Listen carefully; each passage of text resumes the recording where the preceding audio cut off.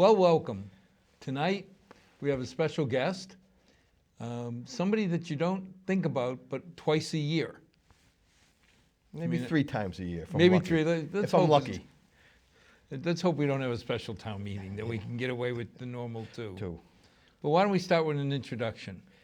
Oh, my name is Michelangelo Bontempo. Most people call me Mike, and I am the moderator in the town of Milford. I've been pretty much a lifelong resident of the town, except for a short stint down in college and down in Washington, D.C. And I've been a town meeting member was a town meeting member for about 20 years. And then last town election, I was elected town moderator. You know something, Mike? We wore the masks in. Now we're more than 8 feet apart. Okay. So we can take them off till we get up to leave again. Okay. Now, you went to Your school? show, Al. Now we got to go by what the Board of Health says. All right. You went to school in D.C. Yeah, well, no, I did my undergraduate work at Providence College. Ah. And then I did some graduate work in English language and literature at Catholic University of America. Then I was down there working for a few years before I came back up to Milford. CU's a nice school. Yeah. I used to live in Washington, so Yeah. we went by it quite a bit. Yeah, it's a nice town. Well, you know, it's funny because I loved Washington, but it's not Milford. Well, that's true. I mean, it's a manageable city. It's not like going to New York City where it's just so big. You're I completely love lost. some of the rules. I remember my darling bride and I used to go down in front of the Capitol and just have a picnic when you could. Yep. And they had rules that you could throw baseballs, softballs, footballs, but if you whipped out a Frisbee, the park police came and got you. Really? Okay. I did ask one of them once saying, Why? why? And they said somebody passed a law or a policy that said no Frisbees. So everything else will let go, but the Frisbees, got to stop. Mike, what is a town moderator? Well, a town moderator is equivalent to in the U.S. House of Representatives or the state House House of Representatives is equivalent to the Speaker, okay, or in the Senate, they're equivalent to the Senate President. And what they do is they regulate and preside over the proceedings. They determine all questions of order, and they declare all the votes. So they pretty much run the meeting from start to finish. That's essentially what the moderator does at town meeting. Do you get a vote? Yes, I do. I have a vote as a member because I'm a member at large, and with that member at large status comes the ability to participate in debate and also to vote. But traditionally, it's something that the moderators in the past don't. But take you would be the advantage of. tiebreaker if somehow we ever hit deadlock. Yep. Yeah, and actually under common parliamentary law, the speaker has to cast the deciding vote in terms of when there is a tie. But the tradition has been in Milford that the moderator does not cast a vote. And that's just so the moderator stays impartial. They're not taking one side or another. And that's probably the better policy to pursue. Now, it's got to be like herding 200 plus cats. No, it isn't. No, it isn't. I think most people, know the rules, and they listen, they watch, and they learn what the rules are. So it's not like herding 200 cats. There's a few cats. There's a few. They get a few strays, so to speak, I guess. But it's been amazing because the decades I've been involved with town meeting, I'm amazed at how well their decisions play out. Yeah. Yep, absolutely. I think somebody said a while ago, a former selectman said, I may not agree with what town meeting does, so to speak, but in most cases, vast majority, probably 99.9% of them, they make the right decision. which is a testament to, I think, the town government and what they bring forward to the town meeting to propose. It's not like way out in left field. It's something that most people can agree with.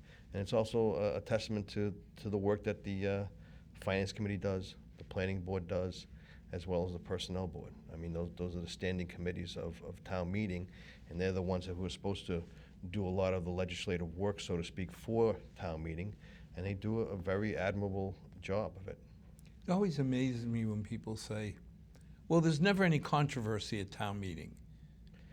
Well, FinCom always goes, it seems like they're always going with the flow. It's like, you've not been to the subcommittee meetings. yeah, I'm sure. Yeah, well, I mean, that's the whole idea behind committees, is to get a lot of these things, quote unquote, ironed out before they get to town meeting. So hopefully everybody is kind of on the same page. Now, that doesn't mean that everything goes according to what the FinCom recommends. No. You know that, I know that over the years. You've Well, seen that. I've always said, in my mind, the FinCom is the most influential, powerless people.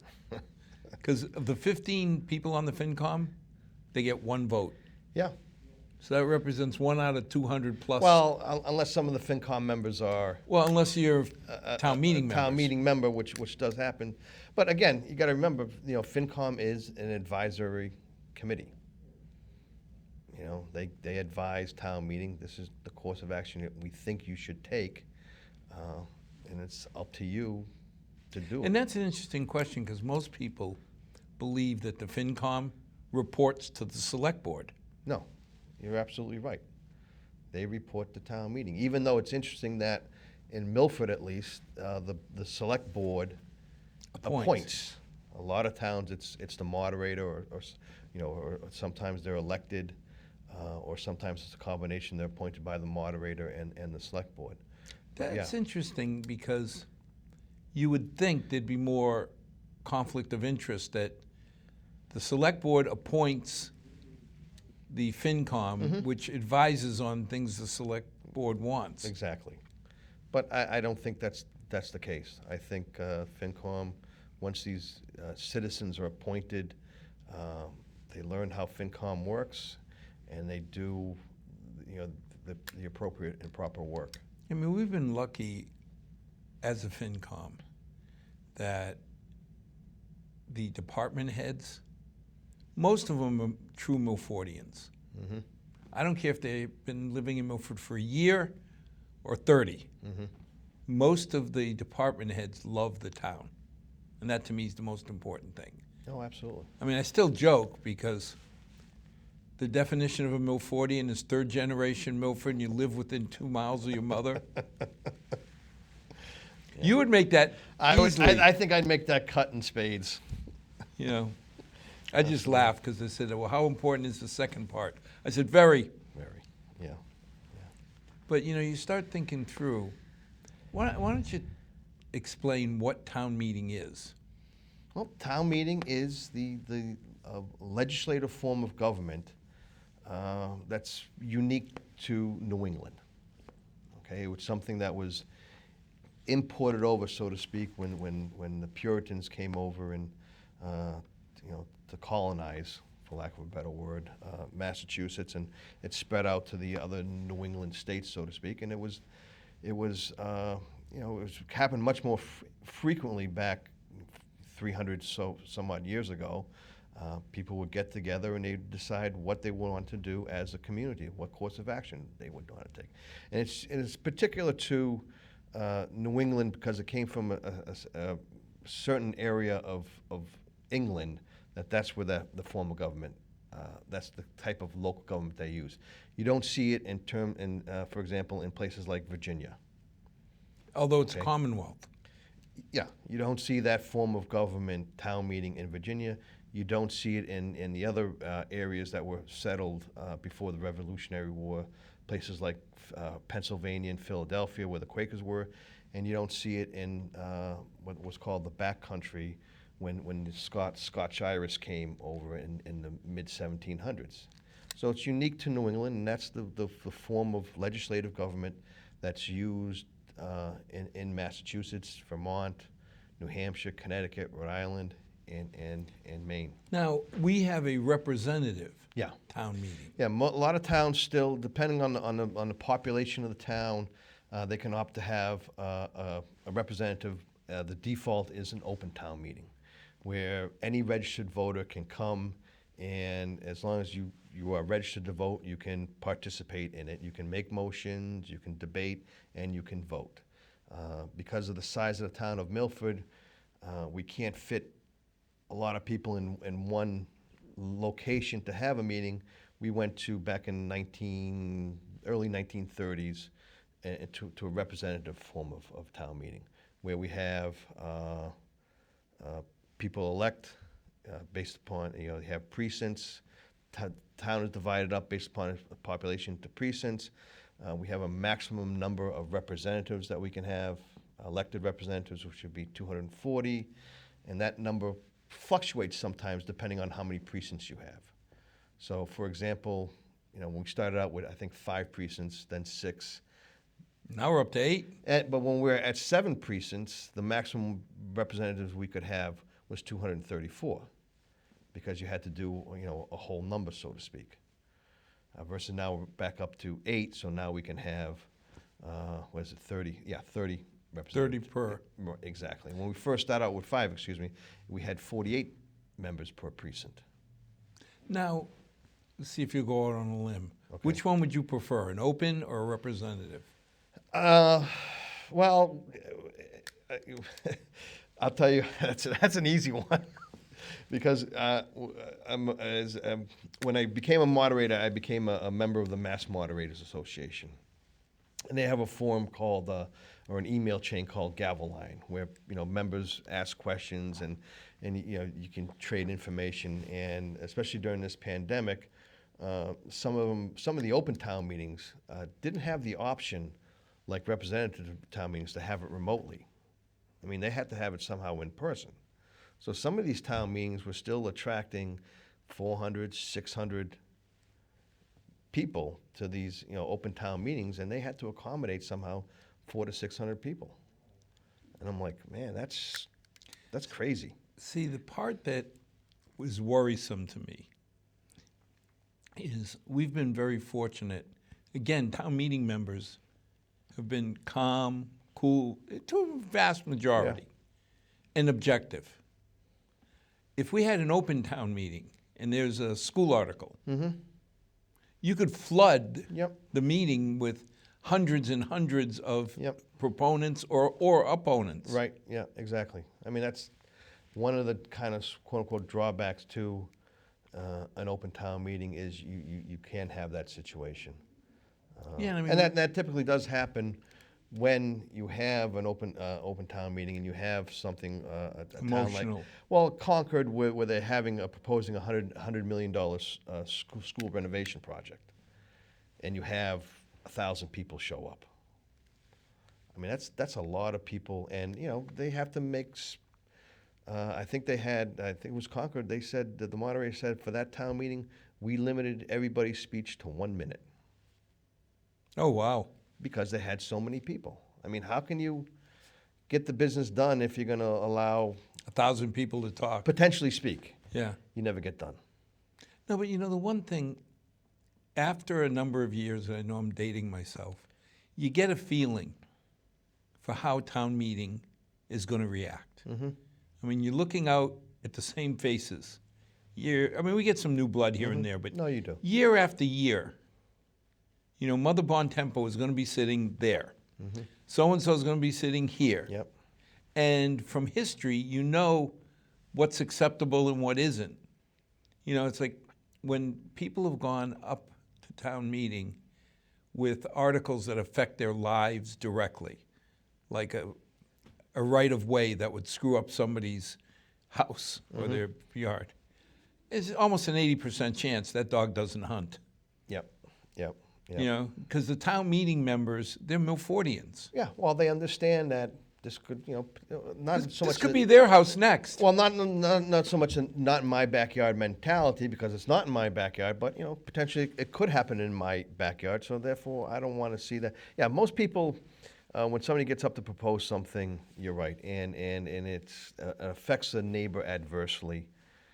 Town It's meeting, a hard sell. It's yeah, exactly. It is. You know, so to me, I like the continuity. I like the fact that the people that we're counting on are there year after year. Yep. Are there twice a year. Yeah. And they tend to already have a history, and they know what's okay and Right. what's kind of pushing the envelope. Yep. You know, so to me, I'd much rather see the representative form. Yeah. Yeah. Yeah. You're right. Then the people who just they come in for the 1 or 2 articles Right. and then they leave. I mean, to me, that's somewhat irresponsible, so to speak. It's disingenuous. If you're there to help If you're there the to town, participate in the town's affairs, you don't go for the one article that interests you, and then you decide to leave. No, you should be there for all the articles. and you know, you talk about $100 million renovation. We're going to be real close to $175 million renovation. Really? Wow. I mean, you know, For the high school? the high school. Yeah. I mean, you think about it, and that's renovating. Yeah. God knows what it would cost. to build new. Yeah. You know, but you start thinking through it, and you say, okay, Milford has 5 major schools. Each school goes, maybe 40 years, if we're lucky, 50. Yeah. So simple Portuguese math says divide 50 by 5. Every 10 years, you're doing a major something. Right. Yeah. Unfortunately, this time it's the big one. Yeah. Well, I mean, school was built in what, 1970s, and 73, was it 73 when it was officially opened? Yeah. because it was December 73, because I was in the 74, the first Oh, class you were out. Okay. 75 was the first class that had a whole year in the high school. Right. We went in mid-year. Okay. So, you know, you look at it, the school is a bomb shelter. I mean, it's built to last forever, but it needs renovating. Yeah. Well, I mean, I just know as a student there back in the late 70s going into the early 80s, I mean, there was always some kind of problem with it, whether it was a leak here or a leak there, you know, the roof. I think the big thing was the roof. I imagine that they've pretty much solved that issue, but it always seemed to be some issue, you know, even going back 50 years ago. Mike, you say that, but when my daughter went there, I walked down to the cafeteria, the roof, I looked up and there's a bucket because it was leaking. Some things never change. It's been 30 years and nothing's changed. So, yeah. So it is time for that facility. But, to you know, be it's updated. it's something that we're going to have to really plan well, because one way or another, that's going to add $7 million to our operating expense. Right, in terms of debt, yeah. You know, Yeah, to the interest payments, yeah. so it'll be interesting because I think you'll get a lot of people to come out. Woodland was relatively easy, even though it was 60 million, Well, because we had that's- saved up enough Yeah, that when people said, "How much are you going to increase our taxes?" right. Well, we're not going to increase it, but we're not going to decrease it. You know, a lot of the big projects were coming off. We were paid off the bond. Right, So we could just slide Woodland in. right. And I just don't know if you can do that with $150 to $170 million. Yeah, well, it's almost 3 times the amount. Yeah. Yeah. So now, 240 town meeting members. Yep. 30 from each precinct of 8 precincts. Yep. And then there's those other people. Those other people. The ones sitting up front that Well, have special titles. There's 2 of them right here, right now. No, they call them members at large, and you know, this is all in our town bylaws. It's the act that established representative town meeting in Milford, and I think there are 25 positions or offices that are can be town members at large, and they have that by virtue of their office. And I think of those 25 positions, I think there's 26 actual town meeting members at large. There's actually 1 position on the books. I don't think it no longer exists, and that was for the chairman of the board of public welfare. Well, you got to remember back in when representative town meeting was established in 1935. Well, actually, the law was passed and the town adopted the act in 34. The first town meeting was in 35. There was no statewide public welfare. Oh. Okay, everything was done in town. That's why we remember growing up. You had up in Asylum Street. You had the old Milford nursing home. You know, that's where the quote unquote poorhouse was. You know, they had up there. You know, people who were indigent went up there. You took care of the town. Took care of them. They had to work. They had a farm up there, so they had to be productive. But it was something since colonial times that the town took care of. It wasn't something that the state took care of. But that eventually changed over the ensuing years, and that position is no longer. Now, do all town meeting members have to be Milford residents? No, they don't have to be. Yeah, well, they have to be Milford residents, but more importantly, they have to be registered voters in the town. Okay. That's the big criteria. Is you have to be a registered voter in the town of Milford in order to be a town meeting member. But that doesn't apply to at-large members, does it? No. There are some at-large members. Again, it's by virtue of their office. There are some at-large members, who don't live in town. That wasn't so much the case 40 years ago, 50 years ago, but nowadays it's much more prevalent that some of the officials in town, not elected officials, but appointed people don't live in town. But realistically, somebody like Zach Taylor, heading up finance, you want him, at least I believe, you want him actively involved in town meeting. And he couldn't be a town meeting member. No. Because he doesn't live in Milford. No, I mean, it's kind of problematic, especially with somebody like Zach Taylor or even Charles Body, town council, who doesn't live in Milford. If there's a question that they need to answer, whether it's Charles with a legal question or Zach with a financial question, every time they want to speak, we have to get permission of town meeting. And that's interesting because you have to get unanimous consent. And that's changed over the years. Because one of the when I was talking to Mike Nofri years ago about town meeting, one of your questions in here was, what are some of the rules that we go by? And when I was talking to Mike, he mentioned, well, this town meeting time. There's a document that was put out by the Town Government Study Committee back in the 70s, and there was also a newspaper article that was in the 1960s, early 60s, by then Moderator John Curran, who was Paul Curran's father. Our old historian. Yes. And one of the things that Curran wrote in there was who can speak at town meeting. And it was town meeting members, registered voters of the town.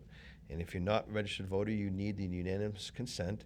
And if one person, and that's one member happened, says no, you can't speak. Well, when Mike Nofri became moderator, he kind of changed that in terms of if somebody, if there was not unanimous consent, he would call a recess, right, and then let that person speak.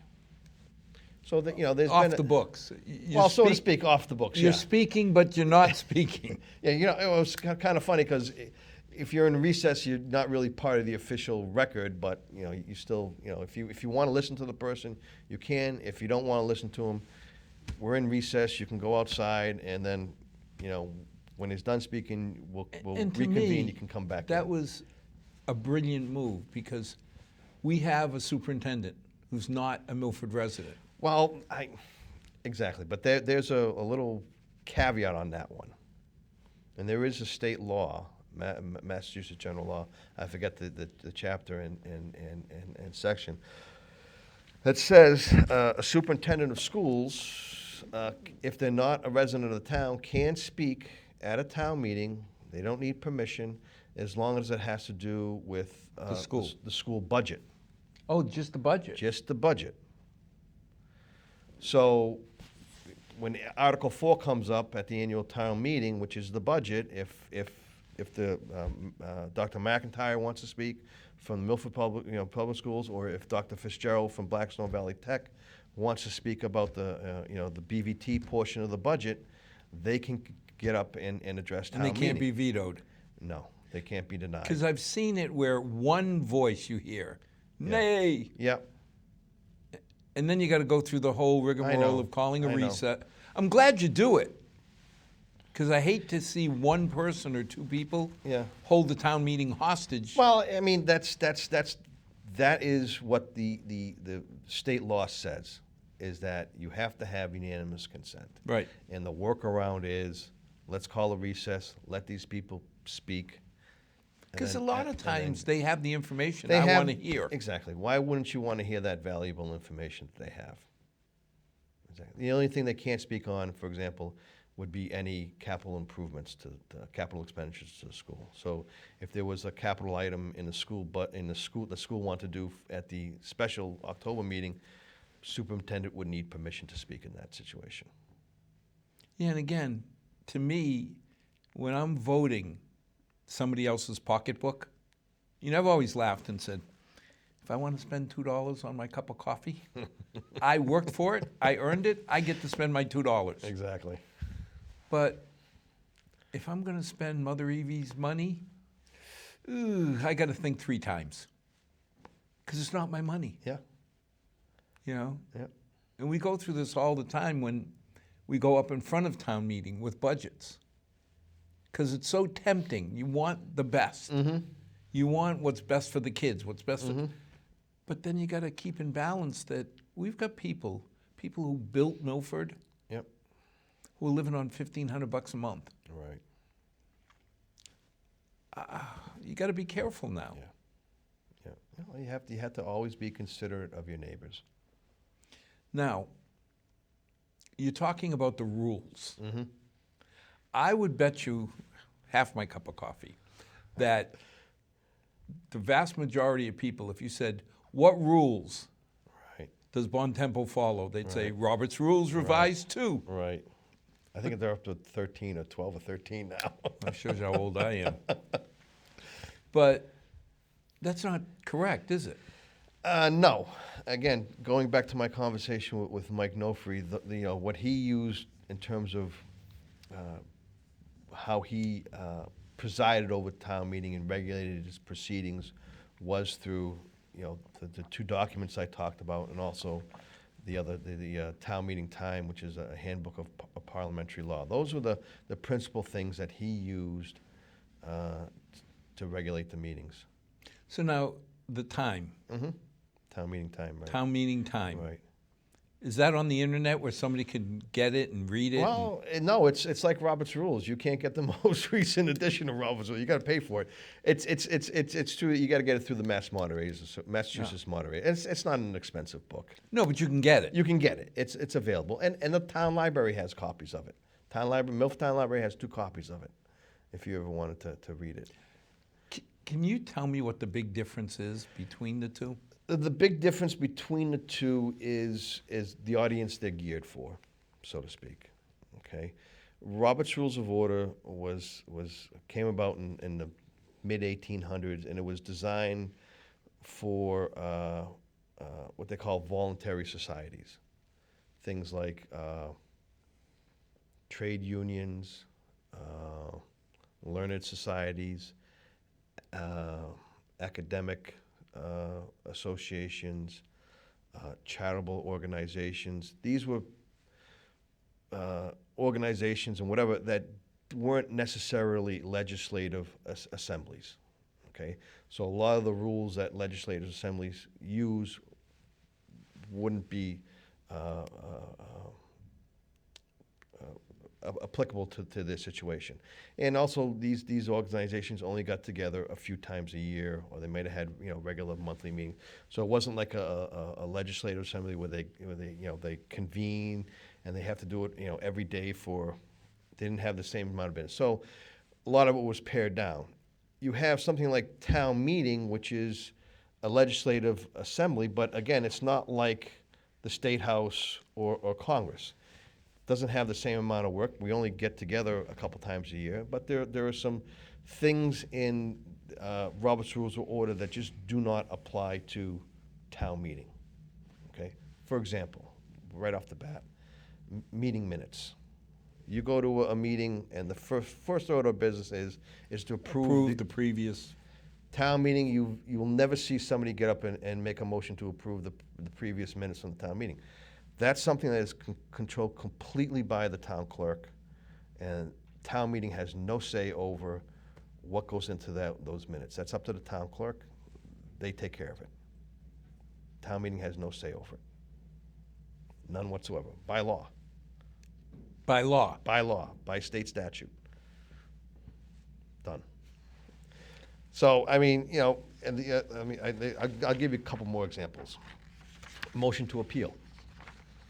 Okay, if somebody disagrees with a ruling by the moderator in Robert's rules, that member can make an appeal, and it goes to the members of the meeting, and they can decide whether to follow the order that the ruling of the moderator. Town meeting, no. By law, the moderator decides all questions of order. It's like FIFA. The referee makes a call, and nobody can question the referee. Not a bad thing. Well, I mean, the thing is again, but you know, the moderator has to know what the rules are, and they have to apply them correctly. I'll give you another example. A couple more. Motion to reconsider. Okay, which is. Now, is that the same where you have to have voted one way? Well, that's the thing. And under Robert's Rules of Order, in order to make the motion to reconsider, you have to be in quote unquote the prevailing side. Right. You have to be in the majority. Exactly. Under common parliamentary law, okay, which is something that was the United States. It's what's under in Thomas Jefferson's manual of parliamentary practice, and Luther Stearns Cushing's. It's called Lex Parliamentaria Americana, which is American parliamentary law. Motion to reconsider can be made by anybody. Now, I'm annoyed that my opinion was not voted for. So I make a motion to reconsider. It's knocked down. Another motion to reconsider. How do you stop? Well, okay, Milford has a separate rule on motions to reconsider. And the first time a motion to reconsider comes up, all it needs is a majority vote to pass. Okay? If somebody wants to be persistent and persistent in it, if they make a second motion, then you need a 2/3. Needs a 2/3 vote. So you have to have 2/3 of something. And if you make it a third time, you can make it, but you're going to have to wait till all the articles have been addressed and taken care of. And again, I think you need another 2/3 vote to bring it up. But I think that was done. That rule was done to prevent people from Filibustering? not necessarily filibustering. No. To prevent people trying to in case town meeting. If they lost the vote, they give them another chance to change the vote. When Mike Milford became moderator, reconsideration became more of, you had to have a valid reason to reconsider. It couldn't be just because we lost and we won another. We just want to tie up the meeting over and over. No, That's what I mean by filibuster. It's like, right. just keep Well, going. Yeah, okay, yeah. I mean, in that sense, yeah, it would be kind of a filibuster. So so if you didn't have a valid reason to, you know, there was something seriously done wrong. For example, the last time we had a reconsideration, I think there was a bylaw, either amendment to a bylaw or a new bylaw. The text was in the article, and a motion was made to waive the reading as long as it's, you know, as long as it's exact. And somebody said, yes, they are. And then after the vote went through, a couple articles later, somebody noticed that, oh, there's wrong language in there. So that's a situation where you should. But see, that's legit. That's legit. Because Exactly. you sit there and say, wait a minute, you asked me to vote on Right. the color purple. Yep. And then you find out I just voted on the color blue. Mm-hmm. Whoa, my vote is not cast for what I thought it was. Right. And that in that situation, you know, you have a motion to reconsider, and that allows you to go back, and the vote that was made is no longer binding, and then you just Redo it. redo it and go through the arguments, pro and con, and then you take another vote and that's what stands after that. And the other example I'll give you is, that's in Robert's Rules to Order, is a motion to rescind or a motion to amend something previously adopted.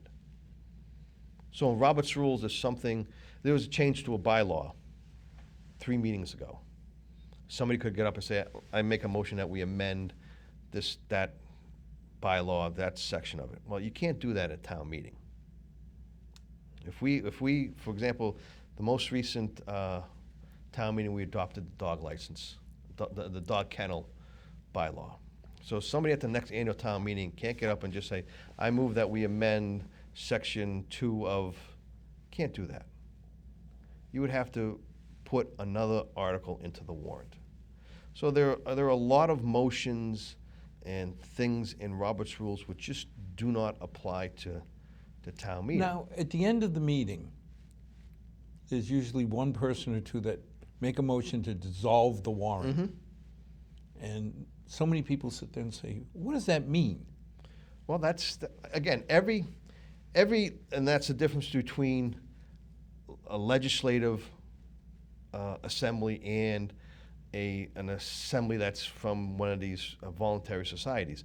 They don't have any dissolving of a meeting. They just adjourn to the next meeting. The only time they dissolve a meeting is when the organization ends, and that could be, who knows. So then what does it mean So, to dissolve a warrant? When we dissolve the warrant, that means we're ending this session, and the business is over with. Just like in Parliament, their sessions dissolve, I don't know if it still is, but it used to be 7 years. Parliament would run for 7 years, and at the end of 7 years, or unless the king or queen dissolved it beforehand, they had the authority to dissolve. That means the meeting's over, you disperse. All the business is taken care of. Legislative sessions in the United States, whether it's state or federal, are typically they end within a year, because you have another election come up where you have new people coming in. So that's when it dissolves. So that means the meeting's over, it's ended.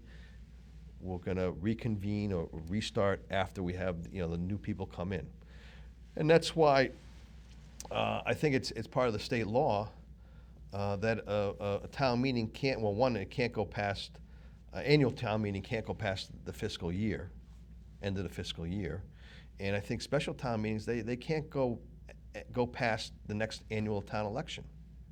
Has to end before that, because you have new members now coming you have on. new Exactly. voting members coming in. Exactly. So dissolution ends the session, ends the town meeting, and we go home and disperse. We don't have to come back together.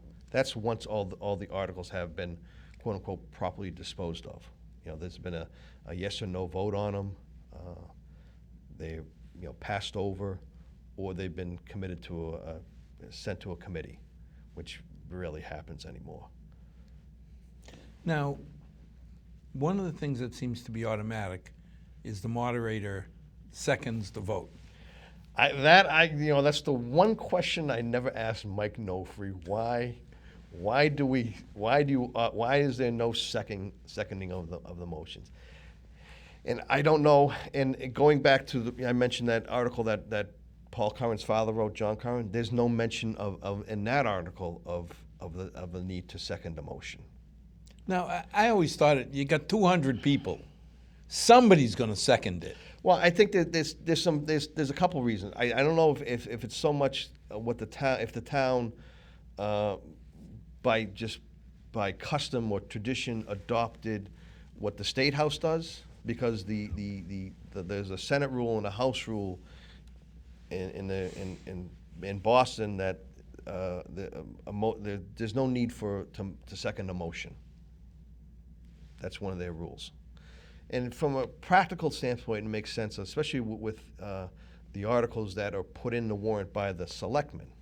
Okay, when you think about that, the selectmen are responsible for putting together the warrant, and they put articles in there that are submitted. They can put their own articles in there, and the various departments, commissions, committees, and boards, they submit articles. Board of Selectmen is no obligation to put those in. They can decide, no, we're not going to put this in. Now, how does that work? I mean, the school committee is the same level as the select board. Some people say they control 60% of our budget, even more Yep. than the select board. If the school committee says, I want to put a warrant article in, can the select board just say, nah? Well, I mean, they would have to give a valid reason. It had to be a valid reason. It just can't be out of, they can't be capricious about it and say, no, we're not going to. No, because I've seen. But for example, the last town meeting, there was the youth commission wanted to put in an article about the membership and all that, and the board of selectmen said, no, we're not going to put it in. It's not appropriate. So they have that authority. But just that said, just getting back to that. So anything that goes in there has to be is put in there by the select board, and they have to take a vote. And it's a majority vote. And the select board members, all of them, all three of them, are members at large. So it stands to reason when a motion is made on an article, since they put it in the warrant, they want to see some action taken on it. So it stands to reason that their second is going to be automatic. You have an automatic second. So why go through the rigmarole of asking No, for a I second? agree with that. It just makes the meeting go a little more faster. quicker. And also, the reason some of the manuals give for not seconding a motion, if there isn't a second for a motion, then it just drops away. And I've only seen that once. at our town meeting, That, when Mike asked for a second on the motion? no, when. Or at some. When somehow somebody made a motion Right. And it was and crickets. dead silence. And I was waiting and Mike didn't say a word. Really? And the crickets kept chirping until it went away. But it's only one time I've seen. So it was at our town meeting that happened. I've never seen that. I was stunned. I've never seen that. I was absolutely stunned. But I think a lot of that is, sometimes you get somebody that's always, quote unquote, making motions that Yes. might be, okay. And there might be that one time where that motion might be legit. Might be a good thing, Some people desensitize well, see, I think town that's, meeting to them. I think that's why you have something like where just automatically second it, as long as the motion is, because the moderator can determine, well, that's a frivolous motion. We're not going to entertain it. It's not in order. I mean, the moderator has the authority to do that. But if it's a legitimate motion, it's valid, it's in the proper form, motion's made and seconded, and Let's go. And let's go. Let's talk about it. Let's debate it. Let's put it to a vote. I think that's a more, Now, you in mentioned. my mind, a more sensible approach to it. It is, because you have to be careful that you don't desensitize Yeah. the audience to you as the central figure. Mm-hmm. If you automatically dismiss motions you don't like, Well, I mean, yeah. you'd have I mean, to I have a can't- reason. Yeah, have to. I mean, I have to state why. Any action like that, the moderator should state the reasons why this motion is not appropriate. Now, you mentioned time. It was only a few years ago that a motion went through to limit. Yeah. What are your feelings on limiting Well, discussion? there was two questions you had. Well, I'll put it to you this way. Let's see here. It's in our bylaws. It says the representative town meeting may make such rules consistent with general law as may be considered necessary for conducting its meeting. So that and the limiting debate and also making the 10 p.m. stop time, so to speak, end time for town meeting. Well, I want to take that up next. Okay, but those both of those were done through the town meeting study and improvement committee. They put out a survey and asked the town meeting members, should we put in a rule, putting limits on debate, and should we put a rule in there to, give the option of ending town meeting, at 10 o'clock? And that's the rule that, the town meeting members approved, and it's it's a rule that I, have to enforce. My opinion on it, I don't think really matters, so to speak. No, but you're a town meeting member. I know I'm a town meeting member, but again, trying to be impartial and See, not I always had, taking a side. candidly, I had the opinion that it's like in my business. If you can't make your point in 10 minutes or so, Right. because we had, I'll never forget, we went through what, $80, $90 million worth of expense articles under 5 minutes. But the chickens. The chicken coops. I know. 2.5 hours talking Yeah. about chickens. Yeah. Well, that's the thing, too, is Mike Nofree allowed these debates to, as a moderator, and his if he wanted to regulate the meetings, that's the way he did it. I was talking to a member who was complaining about the time limits, and you're only allowed to speak 3 times, and I said, because Milford Town Meeting hasn't adopted any specific parliamentary rule book, I said, I'd be more than happy to go back to what common parliamentary law says, which is you're allowed to speak once. Yeah. Okay? And once you're done, you sit down, that's it. If you want to speak again, you have to have the unanimous consent of the meeting. And the member said, well, you know what, I'll go with I'll go with the 3. I'll go with the 3 times. Realistically, you had people getting up for 40 minutes. But again, under common parliamentary law, that's their right. If they Right. want to get up there and speak for 40 minutes. Now, again, 40 minutes, you're probably going to lose. You lose more votes than you gain. I know. So it's again.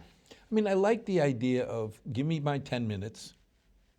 I'll make my point. If somebody brings something up that I don't believe is accurate, I get to come back. Yeah. Yeah. I for the sponsors, they're allowed 10 minutes. I think for the members, they're allowed 5 minutes, and then subsequent times 3 minutes. But that 5 minutes, that's depending on the person and how quickly they speak. That 5 minutes goes in a heartbeat. Yeah. So I don't know if for some people that is quote unquote enough time for them to.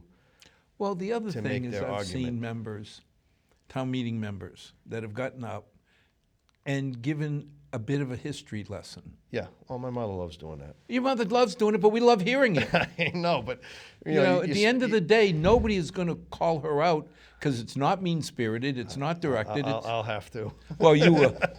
Oh, I wouldn't want to go. I know. Oh, I know. that'd be a cold dinner at the Bon Tempo house if Yeah. you shut down your own mother. Yeah.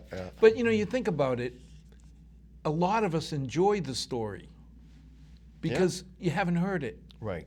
Yeah. And it's not 40 minutes long. I got to admit, if it went on to half an hour, I may lose some interest. I've helped my mother before I became the moderator. With some of the things, we would time it. And I'm like, Mom, you're halfway through and you're into 5 minutes. You're gonna have to step it up a bit. But that kind of, if you call it color commentary, seems to always be welcome. Yeah.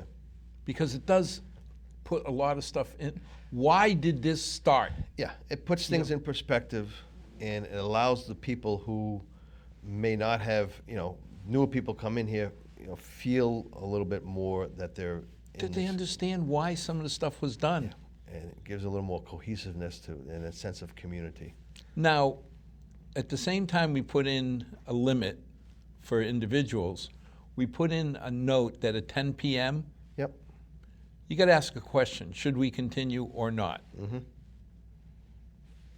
Your feelings? Again, I go back to, what I said before. Honestly, I think it's a good rule.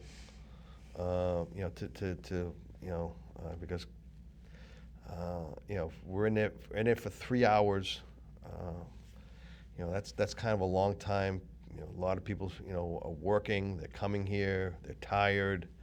But there was also a compromise made that we moved the town meeting to 7. Yeah, yeah. So Not we 7:30. gained a full Half hour. hour.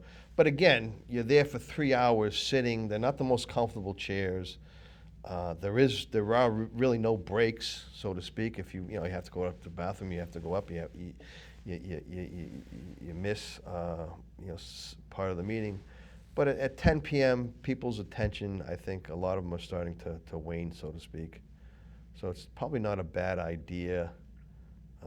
Again, and if the meeting wants to continue because there's only a few articles left, then it makes sense. Okay, we can push through. But if there's 20 articles left and it's 10 p.m., okay. We've had nights where 11:30 was still going, and Oh, I know, and even later, 12 you o'clock. don't see the due diligence at the end because people are tired. Yeah, they just want to get through it, and I don't think that's not a good way to govern, so to speak. Now, we've seen a couple times where people have questioned the quorum. Mm-hmm. What's that about? Well, again, according to Massachusetts, the law, there is a town meeting has to have a quorum. It has to be a certain number of members present in order for the town meeting to conduct its business, and that's a majority. So if we have, I think for the last town meeting, we had 243 members. That includes elected and at-large. So that's the number of members we had, 243. So we had to have a quorum of 100, it had to be 122 members present. I remember 117, 118. Yeah, it crept up, and then, we got the quorum and we started the meeting. And then if that number, and again, there are a lot of times, as we found out during that meeting, that people just don't vote.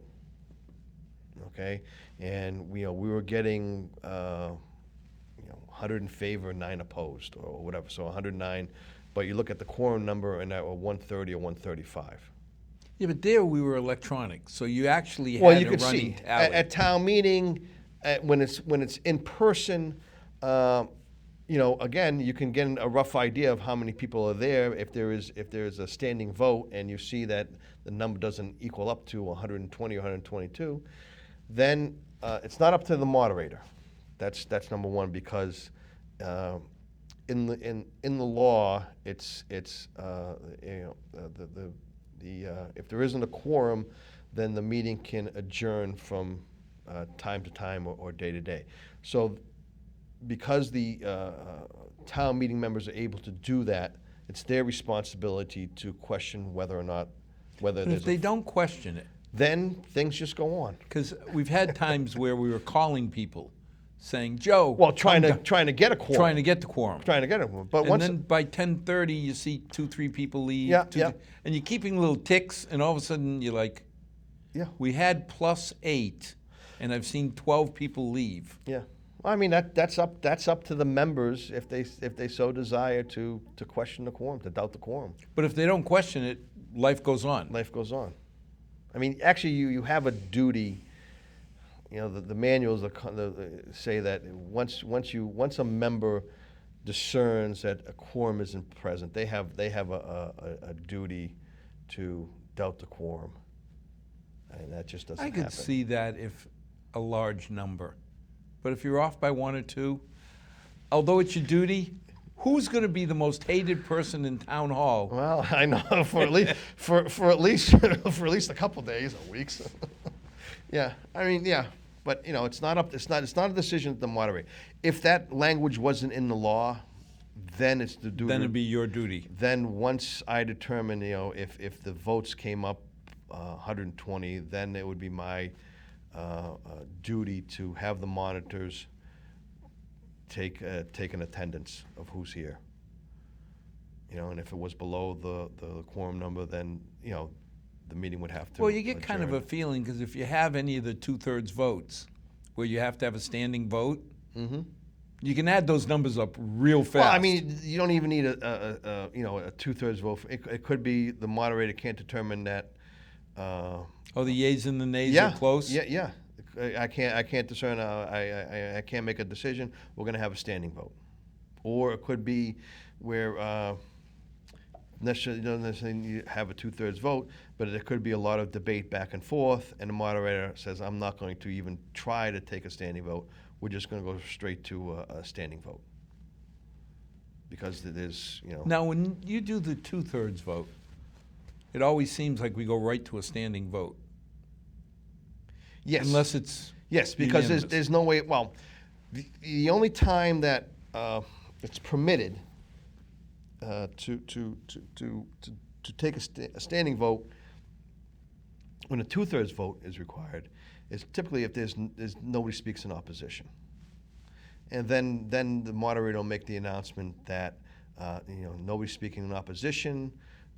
It's a 2/3 vote. We'll take a standing vote. If it's not unanimous, then we take a standing vote. And that's happened where Mike Nofri has said that, and there's one person that says no, and the next thing out of his mouth is stand All up. rise. All those in favor rise and remain standing until counted by the monitors, and then you do the no's. And invariably, a lot of times, there's more than that one person. There's other people too that just didn't vocalize. That didn't vocalize. So, I mean, that situation. We've gone through some trying times lately with the remote. Remote versus in person. Do you have a? Do I have a preference? I mean, to me, the preference is pretty easy from my standpoint. And that's to have the meetings in person, in a public place. Just from the what happened at the first meeting I had, which was torture in terms of. I shouldn't say torture. I mean, it was difficult because we just didn't. It was my fault. I put the blame on me because I didn't sit down with the technology department, the IT director, and go through and figure out, okay, this is what should be done in terms of the slides. Yeah, but at the end of the day, you got through it. Oh, I got through it, but it could have been. Coulda, shoulda. I mean, you're always going to say. Well, I think there was a marked difference between that first meeting. And the second one just flew. Yeah, it was much. There was a couple little bumps in terms of the technology, and again, that same technology is going to be used. A lot of it's going to be used at the next in-person town meeting because hopefully we're going to be using some of the electronic voting. Look forward to the next one. Even if you don't make it any smoother, if you just keep it the way you've been keeping the last. Well, there's one caveat. I know that there's legislation pending that would extend the use of remote town meetings into July of this year. So we may get another one in May. Yeah, it ended December 15th of last year, the legislation, and now on the supplemental budget for 2022, there is an amendment to extend it to July. I mean, with this Omicron right now, there's Omicron. There's a lot of towns that have special town meetings set up, and they're like, well, what do we do? Well, I'm hoping that we go back to in-person like I May say, 23rd. if you just make it as smooth as you've made it so far, Thank you. we're doing good. Thank you, Al. And thank you for stepping up and taking on the herding of the cats. Thank as you, Al. always- Thank you for having me. As always, get involved. Too many people have opinions, but when you ask them to pitch in and help us make it better, you hear crickets. 240 people stand up and vote. And you have to remember, every penny that's spent in the town of Milford by the government is voted on by town meeting members. It's twice a year, 2 nights a year to be a town meeting member. It's not that heavy of a burden. So please consider joining town meeting and helping us make Milford better for the future. And as always, we thank our 6 loyal viewers. I think tonight, just the Bontempo family alone will be more than 6. That might be half. Well, actually, you've gone from 6 to 9. There you go. But as always, may God bless, and may tomorrow be a better day than today. Good night. Okay, thank you, Al. Well, now we can put our masks on. Put our masks back on. Very nice, thank you.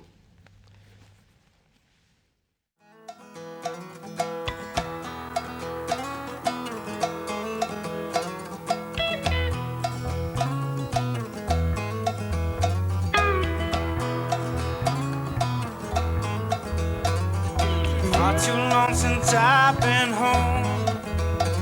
Been running all my life just